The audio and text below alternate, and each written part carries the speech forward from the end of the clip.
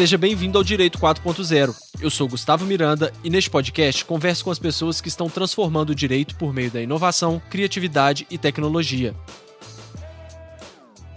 Administrar um escritório de advocacia é um desafio enorme, independente do tamanho.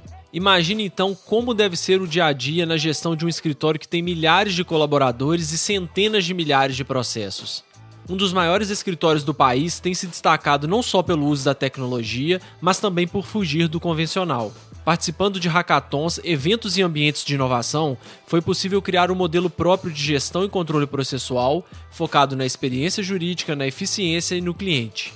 Para falar sobre como a tecnologia impulsionou o crescimento do escritório, contribuiu para a gestão e para manter a excelência no atendimento aos clientes, eu conversei com o Vinícius Rezende. Ele é sócio do Ferreira e Chagas Advogados, professor, coordenador do curso de pós-graduação em Advocacia Bancária na ESA-MG e presidente da Comissão Nacional de Direito para Startups do Conselho Federal da OAB.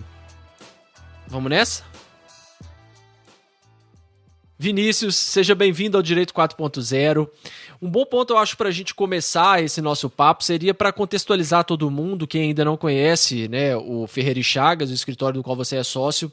Eu acho que seria legal a gente fazer um panorama geral, falar um pouco das áreas de atuação do escritório, quantos advogados vocês têm, quantos processos que vocês gerenciam, só para a gente entender como que funciona a dinâmica e a proporção das coisas do que a gente pode tratar aqui hoje.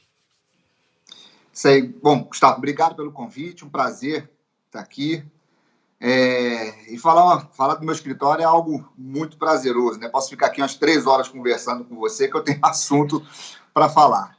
Bom, então vamos lá. Nosso escritório completa esse ano 30 anos de existência, né? Eu não sou um dos sócios fundadores, mas eu cheguei no escritório na guinada dele, né? Onde ele sai de um escritório, né, de médio porte para se transformar num escritório de grande porte sob a ótica de estrutura, sob a ótica de pessoal. Né? Hoje, a Ferreira e Chagas tem 12 filiais, né, no Brasil. Contamos hoje com mais de 900 advogados e mais de 1.500 colaboradores, né, espalhados aí por todas essas filiais. A nossa matriz ela fica em Belo Horizonte, temos filiais no Sul inteiro. Coincidentemente, hoje eu estou no Rio Grande do Sul, né? Estou em Porto Alegre.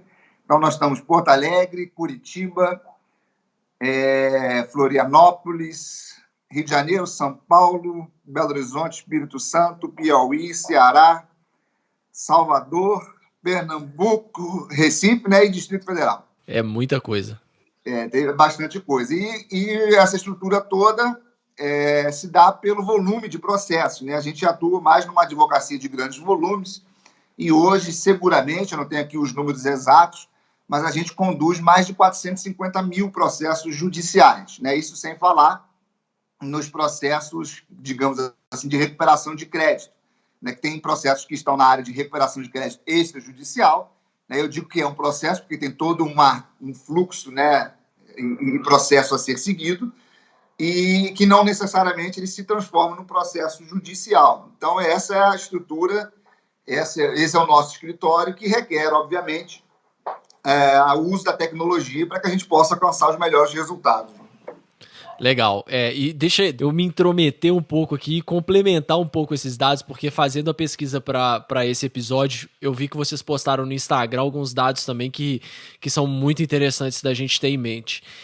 No fechamento de 2020, vocês fecharam o ano com 1.600.000 prazos processuais cumpridos, 763 mil publicações, 261 mil protocolos, 113 mil diligências e 12 mil audiências. Assim, é uma coisa que, para quem advoga e está acostumado aí, um escritório pequeno, um escritório médio, é um volume que não dá nem para imaginar. Então, diante disso, você falou que começou com um escritório de médio porte, né? Vocês na fundação aí, com um escritório de um tamanho médio, e fizeram essa migração para o escritório de grande porte. O que ocasionou essa migração e como que vocês sempre tiveram essa pegada na tecnologia ou foi uma coisa que foi mais pela necessidade de conseguir gerenciar números tão grandes assim? Eu acho que as duas coisas, Gustavo. A gente sempre foi entusiasta da tecnologia. Então, o escritório sempre andou na vanguarda da tecnologia. Então, seja em termos de sistema, seja em termos de acreditar na tecnologia como uma ferramenta para o exercício da nossa profissão. Então, a gente sempre pautou a tecnologia como uma ferramenta para a advocacia. Então, esse é o primeiro ponto. E, obviamente, né, que com a chegada de grandes carteiras, isso se deu porque nós passamos a advogar para grandes conglomerados empresariais, e isso fez com que a tecnologia, além de ser, né, algo que era a nossa aposta para uma melhor advocacia, passou também a ser uma necessidade de gestão, uma necessidade de assertividade, enfim, né?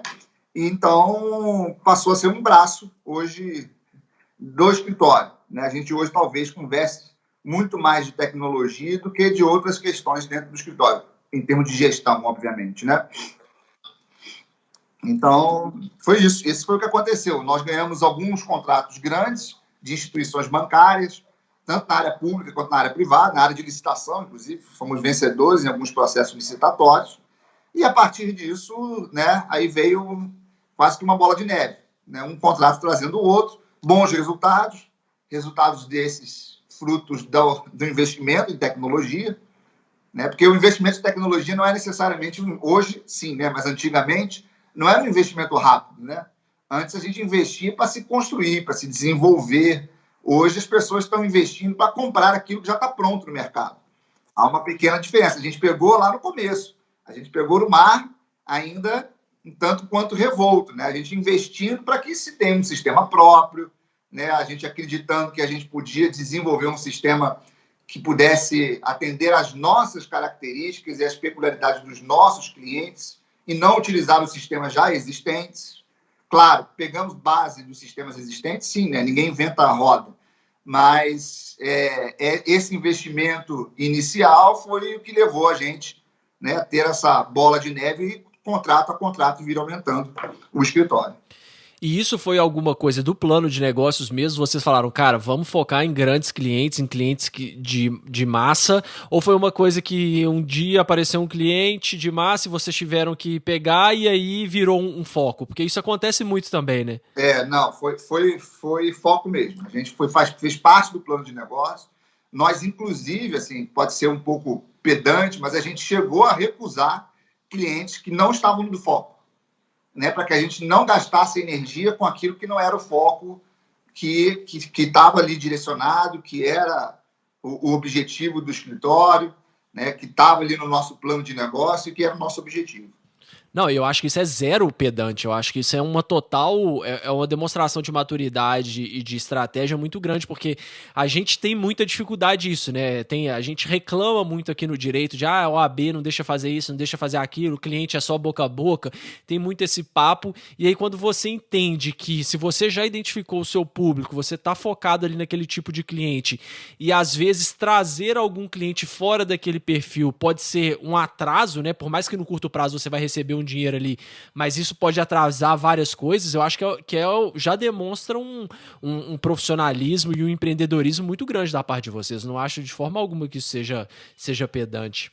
É isso que, às vezes, assim, você está, às vezes, apertado ali, precisando do dinheiro, né? A gente sabe o tanto que a advocacia ela é difícil, né? O tanto que as pessoas acham que você se formou em advocacia e que você está rico, né? Mal sabem, né, quem não é na área do direito, a dificuldade que é a gente conseguir sucesso na profissão.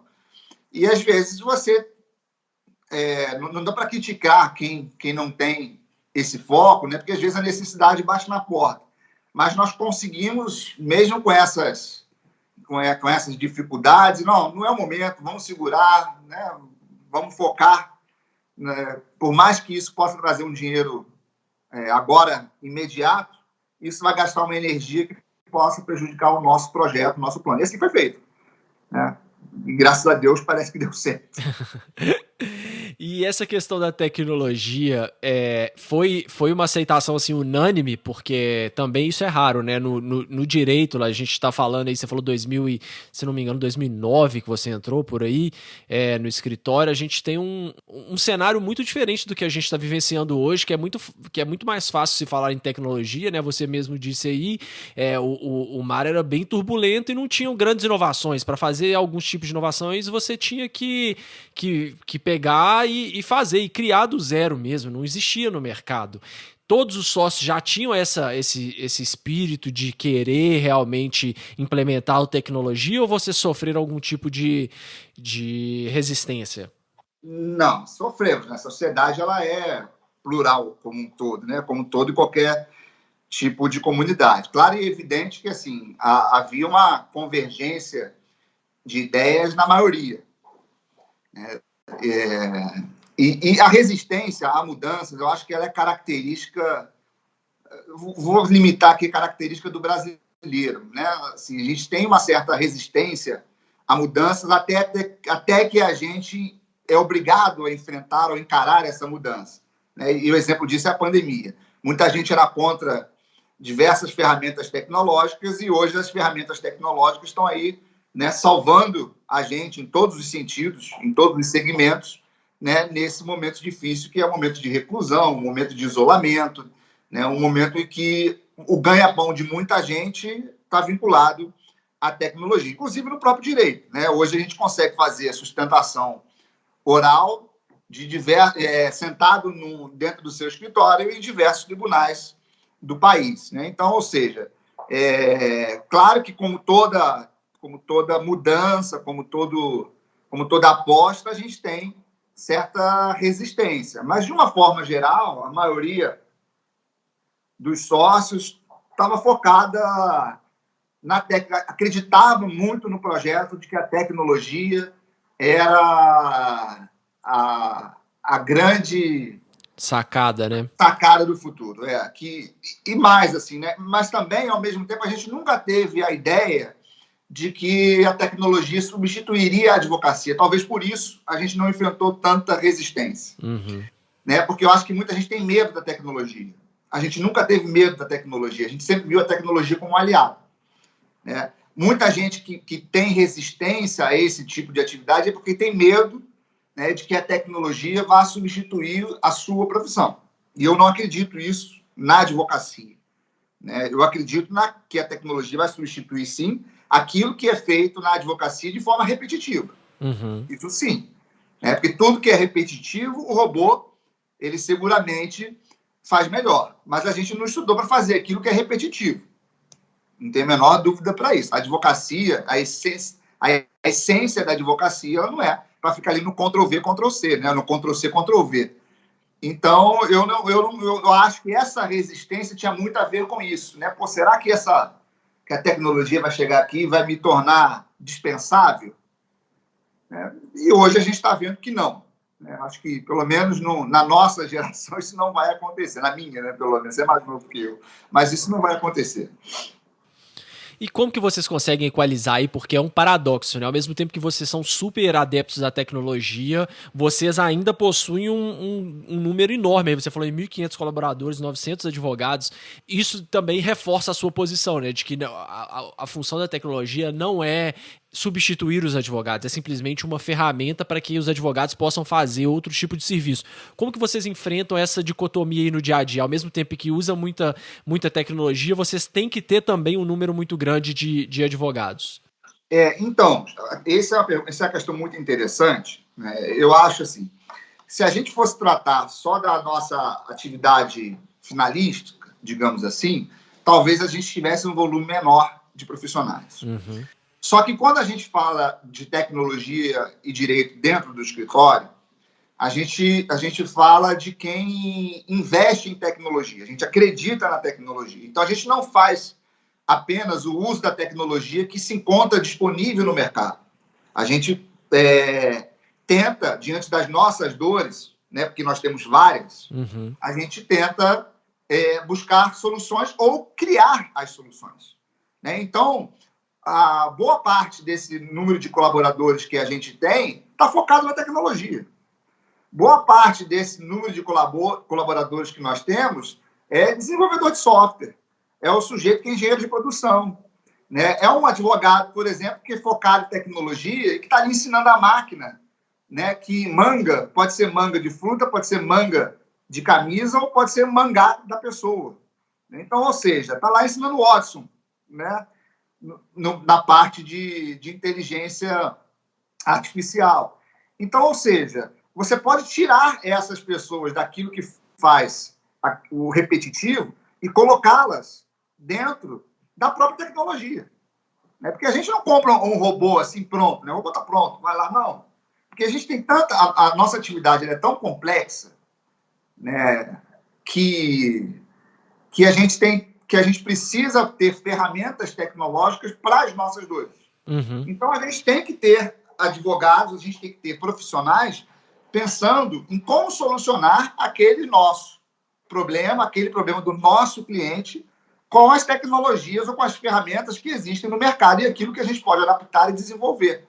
Então, ou seja, boa parte dos nossos profissionais são profissionais formados em direitos e multidisciplinares focados em tecnologia, que não estão necessariamente fazendo uma audiência, que não estão necessariamente fazendo uma petição inicial, uma contestação, um recurso, né? Mas que estão ensinando a máquina, que estão pensando como é que, verificando qual o número de assertividade do nosso, da LIA, né, do nosso setor lá que faz a leitura de publicações por inteligência artificial, e assim vai. Então, a gente tem um leque, né, digamos assim, de atuação muito grande. Talvez por isso o volume de pessoas dentro da nossa atividade. Legal, e isso aí faz muito parte também da experiência do cliente, né? Porque se você tem uma dor aí, provavelmente essa dor ou está atrapalhando internamente ou está atrapalhando com o seu cliente, né? Seja lá de prestar informações ou de acompanhar a tempo e modo os andamentos processuais, enfim. Então isso, mais uma vez, demonstra aí a tecnologia como meio para que você consiga manter e conseguir cada vez mais clientes. E isso é que eu acho que às vezes falta muito nos profissionais de entender que, apesar da tecnologia ser essa coisa que a gente já tem essa ideia meio hollywoodiana de ser uma coisa meio fria, meio distante, ela pode ser utilizada muito bem para se aperfeiçoar a experiência do cliente, para tirar um advogado, né? É exatamente isso. Eu acho que a tecnologia, a gente tem um projeto dentro do escritório, desculpa te cortar, mas você entrou num ponto que assim, parece que você participa das nossas reuniões. É um ponto muito interessante. A gente tem um projeto lá dentro que chama Foco no Cliente. Da onde surgiu isso? Né? Um dos sócios do escritório, o sócio majoritário, Fernando Fraga, ele esteve na Amazon, nos Estados Unidos, né? E ele teve uma imersão na Amazon. E lá, eles apresentaram tipo um projeto, né? Mas uma cultura que era a obsessão pelo cliente.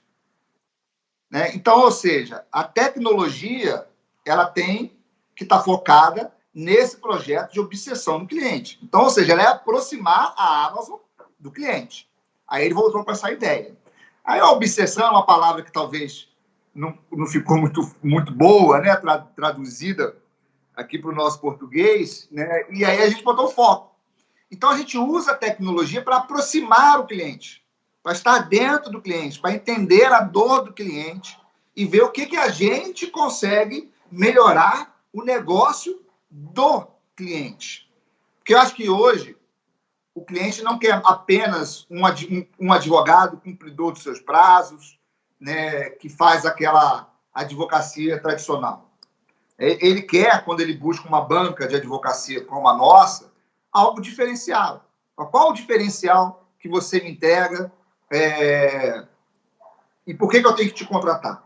Então, eu tenho que entregar para ele algo a mais. Então, eu tenho que dar uma entrega para ele, seja numa inteligência, né, com base nos dados que a gente possui, de estratégia, de atuação. Né? A gente conseguiu, por exemplo, de um cliente nosso, identificar, né, que na loja X, no produto Y, ele estava tendo muito problema. Né? Então, ou seja, por quê? Porque o volume de ações naquele local sobre aquele tema só acontecia naquele lugar. E isso a gente só conseguiu porque a gente tinha um BI muito grande por trás.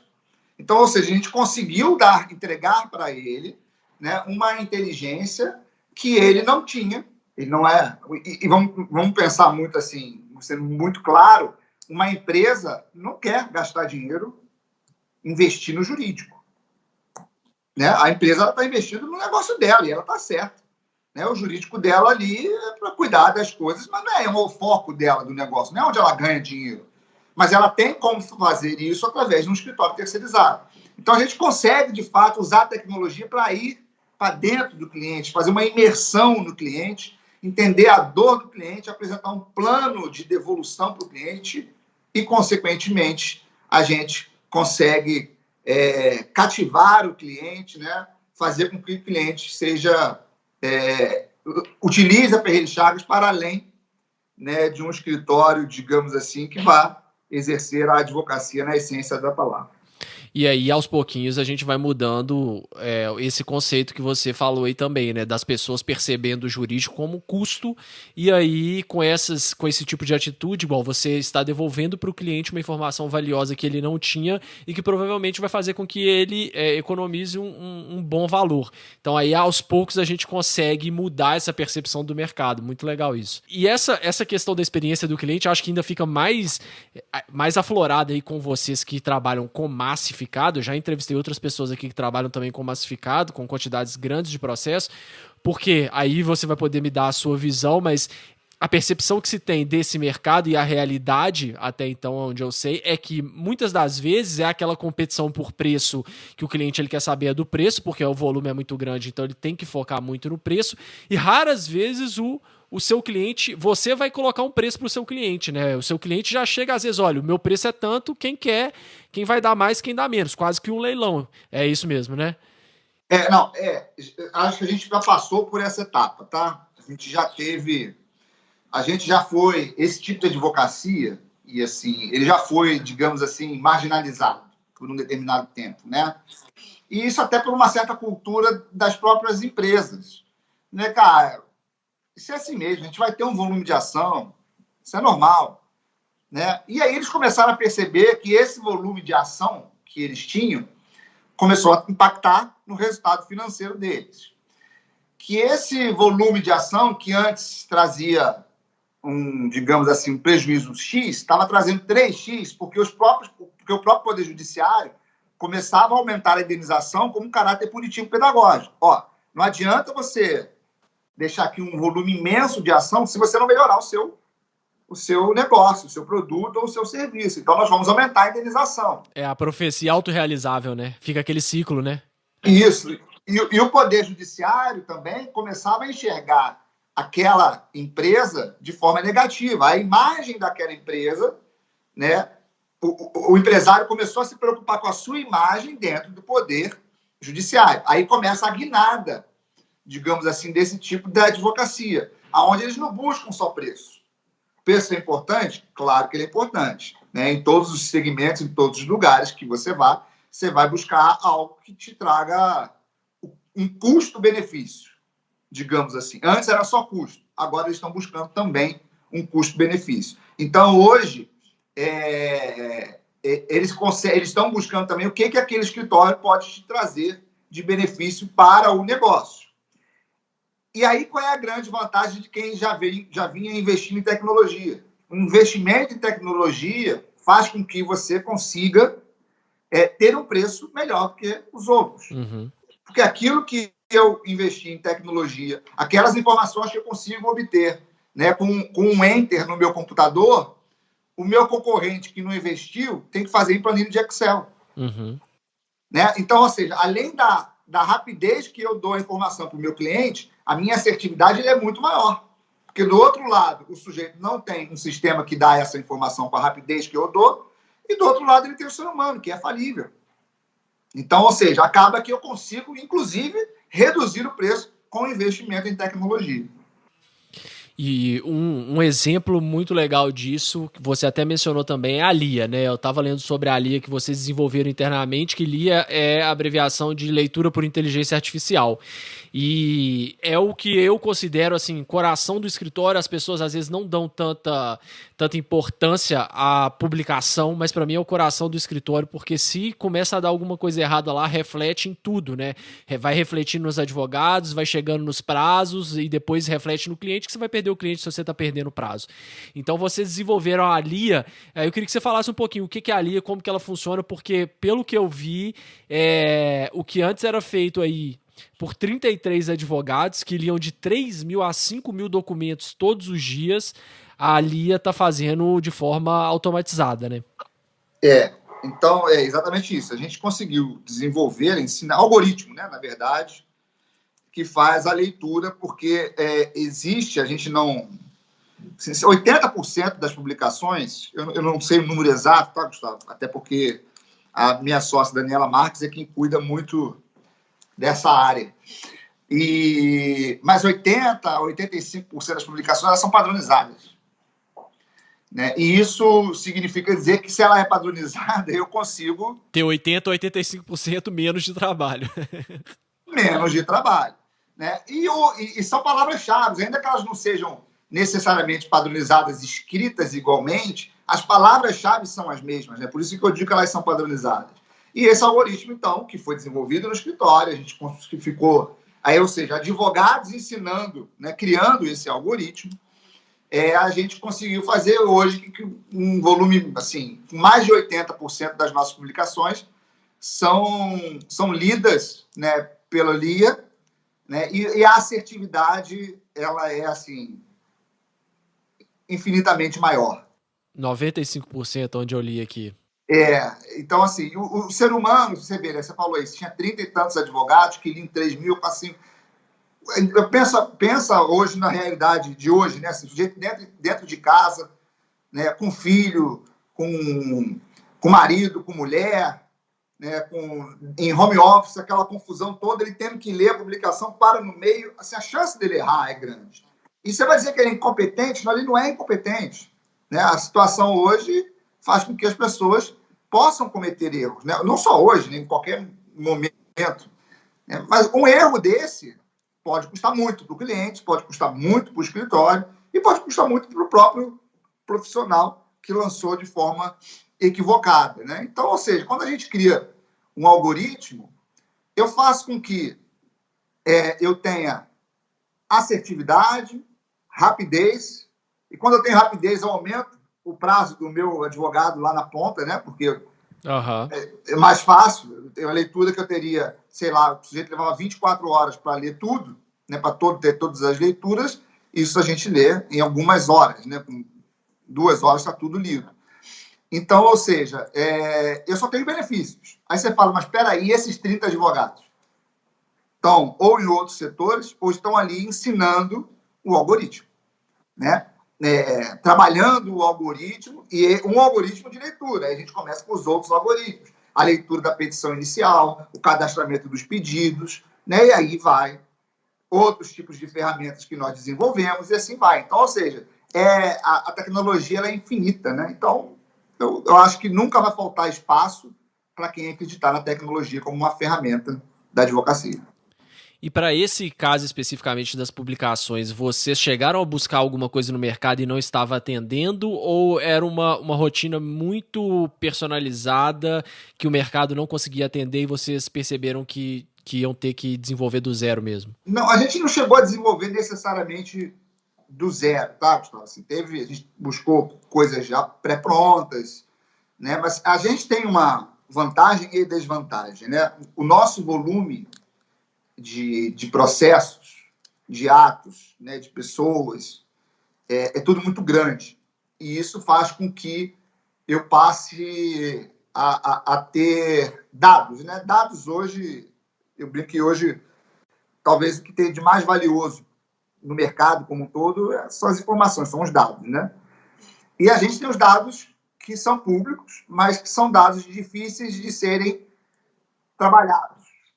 Né? Porque assim, o tribunal, por exemplo, não abre os dados, né, para as startups, eles não abrem os dados para que as pessoas possam fazer um trabalho de mineração, fazer um filtro, né, e começar a desenvolver o seu produto, o seu negócio. A gente tem esses dados dentro do nosso segmento, obviamente, mas a gente tem. Por que eu tenho? Porque eu tenho 450, 500 mil ações. Então, por toda essa dificuldade que existe no mercado, a gente não encontrou nada muito pronto. Então, a gente pegou o que tinha, trouxe para dentro do escritório e desenvolveu com base nas nossas dores e com base nos dados que nós temos.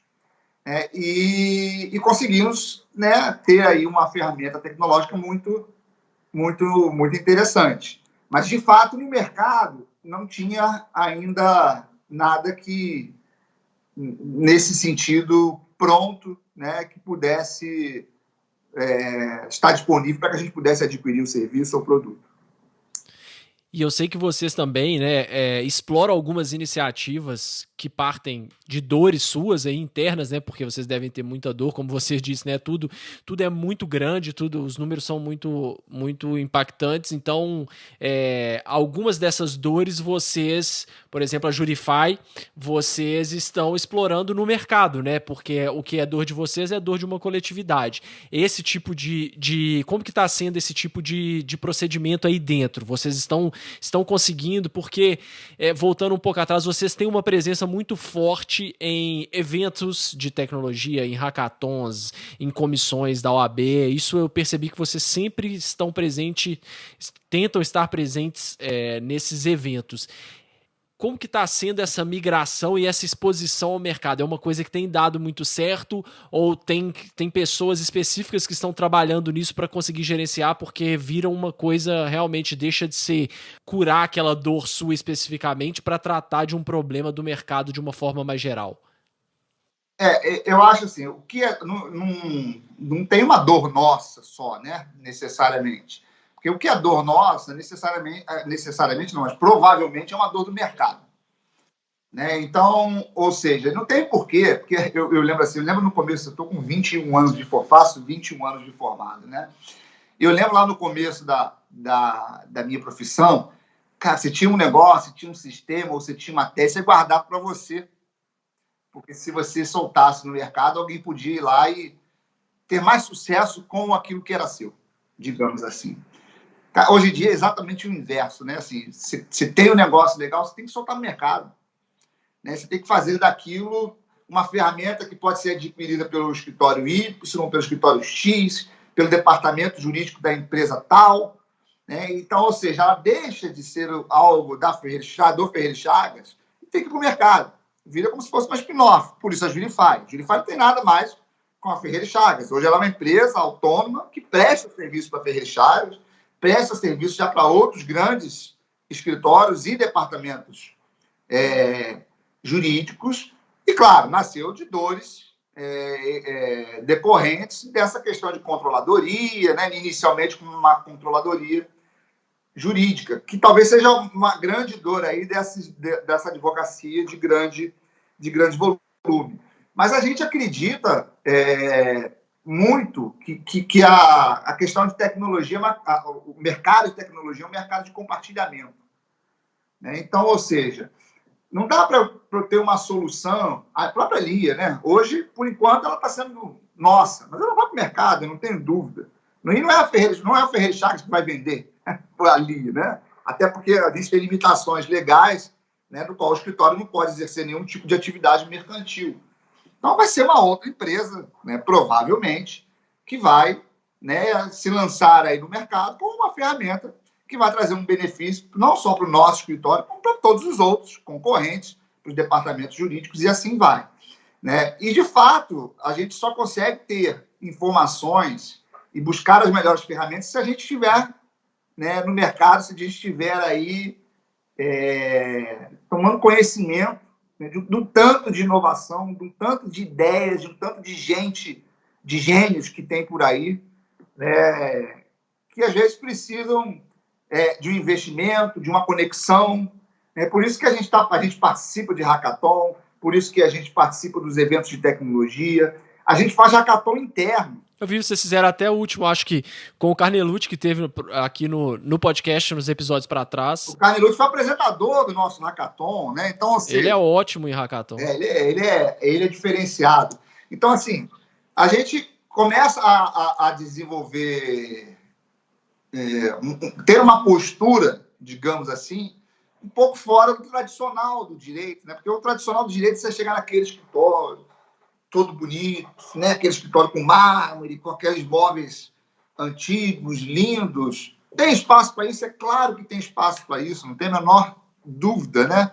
Mas isso não deixa, não faz com que aquele escritório possa prescindir da tecnologia, em hipótese alguma, né? Talvez alguns segmentos, alguns ramos do direito, eles precisem menos, mas o que a gente exerce, a nossa profissão, precisa de mais. Então, a gente tem que estar sempre nesses eventos, mesmo buscando ideia, buscando informação, fazendo parceria, né, juntando com os outros escritórios. Ninguém tem... A gente tem, digamos assim, a palavra... A gente não tem adversário, né? A gente tem concorrente, mas que faz parte de qualquer tipo de nicho, qualquer lugar, e que, eventualmente, a gente se une para buscar uma solução, como a gente fez agora o FF Legal Lab, junto com o Décio Freire. Né? Então, assim, um centro de tecnologia para a gente desenvolver ferramentas, né, comuns. Eu estou gastando com tecnologia, o Décio Freire também está gastando. Por quê? Se a gente pode fazer algo em conjunto, se a gente pode ir no mercado, se a gente pode investir nas mesmas startups, por que não somar? Né? A ideia, acho que o ecossistema de startup, de tecnologia, traz esse conceito de somar, né? de união. Por isso é que eu acho que a gente tem que estar mesmo presente no máximo de eventos que a gente possa, porque o que tem de ideias aí são questões assim, fora do comum. Né? Tem muita gente boa, muita gente no mercado, e que a gente tem que estar presente. Acho que isso faz parte da nossa estratégia de crescimento. Muito bom, e é muito legal também porque isso eu tenho ouvido cada vez mais e, assim, várias pessoas que já passaram por aqui batem nessa mesma tecla. Gente, acabou aquela hora de cada um no seu quadrado e não vou revelar porque senão o meu concorrente vai pegar. Isso não existe mais no direito. E a gente tá vendo aí com exemplos práticos, né, que é o contrário. Quanto mais você compartilha, mais a sua ideia tende a crescer, mais novas parcerias podem surgir, porque se você ficar fechadinho, você não joga no mercado, né? Foi o termo que você usou. Você não coloca para as pessoas verem. Às vezes alguém tem uma ideia para complementar a sua. Você falou, por exemplo, ali, ela já aprendeu a ler publicações, mas quem aprende a ler publicações, quando você coloca para ler uma sentença, ela já começa a entender alguma coisa. Então é uma ideia que começou com um objetivo e pode ir crescendo. E às vezes você não está enxergando como que essa sua ideia pode crescer e algum concorrente, entre aspas, seu vocês podem fazer uma parceria, podem criar uma startup juntos, um laboratório de inovação como vocês criaram. Isso é muito legal. Pode ter alguém já fazendo um algoritmo de leitura de sentença. A gente está desenvolvendo isso, né? Mas pode ser alguém que esteja mais avançado do que eu. Uhum. Olha, eu já tenho a de publicação. Você está nesse estágio aqui de sentença. Vamos conversar. Né? Eu acho que não existe... o meu pai falava muito isso. Não existe lucro ruim. Né? Lucro é lucro. Então, assim, se você sair ganhando, negócio bom para todo mundo é win-win. Todo mundo ganhando fica ótimo. E agora me veio na cabeça aqui uma lembrança, porque isso não é só um discurso seu, realmente você aí tá colocando em prática, porque nós estivemos juntos no Hackathon de 2020 aqui em Belo Horizonte, e eu me lembro direitinho que eu fui avaliador lá no Hackathon, e validador, né, lá no Hackathon, e aí lá no final, né, o último dia lá que vocês fazem parte da banca avaliadora, eu não me lembro qual que era a ideia, mas um dos grupos teve uma ideia que vocês falaram lá na final. Olha, nós estamos desenvolvendo algo muito semelhante, vamos conversar. Então, assim, essa aproximação realmente demonstra que vocês estão colocando em prática. Olha, se tem alguém que teve uma ideia boa aqui, eu já estou trabalhando, vamos tentar unir isso aqui, vamos tentar ver se a gente consegue uma solução que seja melhor para todo mundo. Quem sabe eu pego esses estudantes de direito aqui e consigo fazer com que eles andem com uma startup que vai trabalhar para o meu escritório. Enfim, as possibilidades são infinitas, né? E isso é muito legal. Mais variáveis possíveis, né? E às vezes não é... E às vezes, assim, essas startups, às vezes não precisam de dinheiro, não. Às vezes, é porque as pessoas normalmente vinculam a ideia do investidor, né, e etc., com grana, mas às vezes não. Eles têm dificuldade de dados. Espera aí, eu tenho os dados. Ele tem dificuldade de contratar advogados para ensinar o algoritmo. Vem cá, eu tenho os advogados. Eu tenho a estrutura, eu tenho os dados. Então, não necessariamente é dinheiro. Né? E isso é importante. Eu preciso da conexão. Vem cá, eu tenho investidor. Né? Nós advogamos, por exemplo, a Bossa Nova, que é o maior investidor anjo, né, do país. Há algum tempo, o João Klepper foi eleito, algumas vezes seguidas, o maior investidor anjo. Então, ou seja, a gente acaba tendo a possibilidade de com essa união, trazer resultados positivos para todo mundo. Né? Então, estou aqui trazendo uma situação hipotética, mas ganha gente, ganha aquele menino que não tinha nem uma startup formada, ganham aqueles que eles passam a agregar o negócio, ganha o investidor anjo, a Bossa Nova, por exemplo, né? Ganha quem contrata, ganha o mercado. Então, eu acho que isso ganha um ecossistema. Acho que essa é o propósito, né, dessa união, e acho que esse é o norte desse novo mercado aí que a gente está atuando.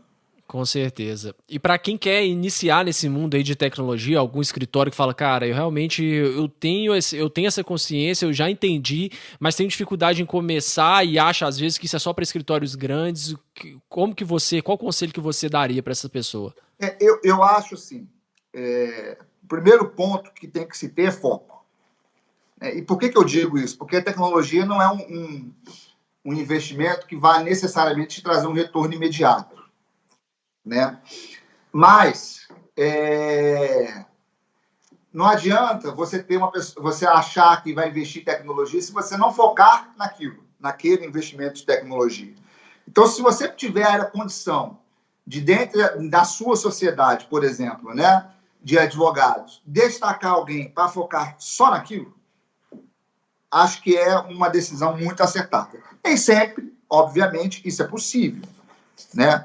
Por que eu digo isso? Porque sempre vai ter alguma coisa mais importante do que aquele foco na tecnologia. Estou no final do mês, tem esse prazo, tem isso aqui. Então, ou seja, aí aquele foco que era na tecnologia, né, de estar presente nos eventos, de buscar uma posição dentro da comissão de direito para startup, da comissão talvez de LGPD, né, ter a comissão de inovação e tecnologia, tem várias comissões, dentro da ordem, dentro das associações, enfim, em qualquer lugar. Se você não entrar no mercado de cabeça, você acaba não fazendo o negócio direito. Então, assim, a gente lá no escritório destacou pessoas que ficavam focadas nisso, diretamente nessa área. Né? A gente tem uma equipe, uma diretoria técnica, né, que a gente chama de qualidade, etc., que tem braços focados para a área de tecnologia. Então, as pessoas estão o dia inteiro, full time, pensando e trabalhando com tecnologia e direito. Eles não têm um prazo para cumprir, eles não fazem uma audiência, eles não fazem uma petição inicial, né? Eles não têm nenhum tipo de preocupação, digamos assim, com a atividade final, propriamente dita, né? Mas eles têm a preocupação deles é melhorar essa qualidade, essa atividade final. Então, eles estão o tempo inteiro buscando ideias, ferramentas, negócios, soluções, controlando, auferindo, porque às vezes, né, não adianta a gente achar que achou uma solução e acabou, não. Tem que medir, tem que ver como é que melhora, tem que trocar, ver a análise de performance dos advogados com aquelas ferramentas, o que está dando errado, por que está dando errado. Então, ou seja, a gente tem um núcleo focado para isso. Claro que nem sempre as pessoas conseguem ter um núcleo, mas se você conseguir colocar alguém focado dentro da sua sociedade só para isso, acho que é um ponto muito importante. Se você é sozinho, Não consegue, você não tem uma sociedade. Deixa eu te interromper, porque isso foi uma coisa que funcionou muito bem lá no escritório, porque nós somos lá no escritório, o escritório boutique, então a gente, por conceito, a gente já tem uma equipe bem enxuta, né? E aí é justamente o contrário nessa questão de expansão e de quantidade de processos e tudo mais. Uma coisa que funcionou muito pra gente startar esse processo, até a gente conseguir realmente tirar uma pessoa e colocar uma pessoa exclusivamente, foi dedicar um dia na semana para tirar essa pessoa da operação. Isso já é um começo. Isso, eu ia falar isso. Se você não. Isso, escolhe um dia, escolhe um horário, né? Que seja. Sexta-feira é meu dia focado para isso. Eu acho que tudo é o planejamento, tudo é a programação. E preferencialmente, essa pessoa, agora a gente está em home office e tal, mas preferencialmente, quando tudo voltar ao normal, essa pessoa nem aparecer no escritório, ela ficar focada, porque a gente sabe que isso é uma coisa de hábito, né? Então, se você tá lá, tá no meio do fluxo de trabalho, você vai ser interrompido, você vai querer resolver um prazo, alguém vai te ligar. Exatamente. Eu acho que esse é o ponto. Assim. Você tem que ter um foco, porque é muito fácil aquilo que não te traz um resultado imediato se perder, né? Só que se você tiver a certeza, né? Isso eu posso dizer que isso aconteceu conosco, né? Não quer dizer que aconteceu conosco, que vai acontecer com todo mundo, mas estou dizendo para a minha experiência. A minha experiência foi: vamos investir que uma hora o resultado chega, né? E assim a gente fez. E de fato hoje a gente conseguiu chegar num patamar que a gente queria, né? Se é um patamar bom ou não, não importa, mas era o que a gente quis e chegamos, né? Claro que a gente quer mais, claro que a gente quer mais. A gente nunca... Meta é para ser batida, né? Então, bota uma meta, bateu, bota outra. Né? Vai, ano a ano, a gente vai melhorando. Então, assim, se a gente não tivesse investido em tecnologia lá atrás, a gente estaria, talvez, no mesmo lugar ou não, mas a gente estaria batendo muito mais cabeça. Né? A gente, seguramente, por exemplo, a gente não teria a ISO 9001. Né, que eu acho que, assim, eu não sei se você tem conhecimento ou se quem está nos ouvindo aí, cara, você conseguir a certificação da ISO, que a ISO nada mais é do que analisar todos os seus fluxos, processos, procedimentos, né, se eles trazem risco, se eles não trazem risco, se eles estão corretos, se eles não estão corretos, se vai auditor, se eles ficam um mês lá dentro do escritório, é um negócio de louco. Você conseguir é muito difícil. Só que eu descobri o pior, Gustavo. Você conseguiu a recertificação, é mais difícil do que conseguir a certificação. Ah, é? Porque cada vez que você vai ser recertificado, aquelas eventuais ressalvas que eles, né, na primeira oportunidade, admitiam, eles não admitem mais. Então, eles vão ficando cada vez mais rígidos. Entendi. Né? Então, ou seja, a gente seguramente, a ISO 9001, eu posso te assegurar que a gente não conseguiria se a gente não tivesse apostado e investido em tecnologia, tomado uma decisão de investir e apostar em tecnologia lá atrás. Muito bom, excelente. Vinícius, a gente está aqui chegando já no limite do seu tempo, você já tem um compromisso aí agendado, tenho certeza que a gente ficaria aqui horas discutindo, ainda tinha muita coisa para a gente falar sobre outras iniciativas, mas isso aí fica para um round 2, com certeza. Mas para a gente já finalizar aqui então, quem quiser te acompanhar aí na internet, quais redes sociais que você usa? Então, uso o LinkedIn, né? Vinícius Rezende com Z, Vinícius com U, Rezende com Z. E uso muito o Instagram, né, que é Vinícius B de bola, Rezende com Z. Né? E, obviamente, vocês podem seguir lá a Ferreira Chagas, tanto no Instagram quanto no LinkedIn, que a gente tem muita novidade, muita informação para vocês. Ótimo. E só para não perder o costume aqui também, tem algum livro, alguma palestra, algum material que você indicaria para quem ficou interessado nesses temas?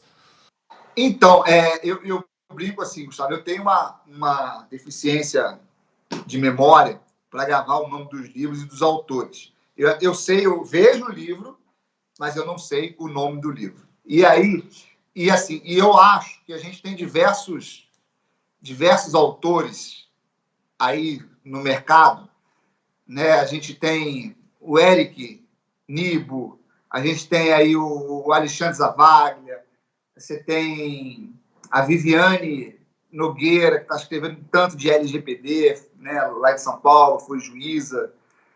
O Eric Nibo e o próprio Alexandre têm livros com diversos autores, e isso é muito legal, porque eu gosto muito de livro que não é de um único tema, são livros de artigos. Eu acho que eles são mais ricos do que um livro de um tema só, né? E eles já participaram também aqui do podcast, então quem quiser já pode conferir também os episódios.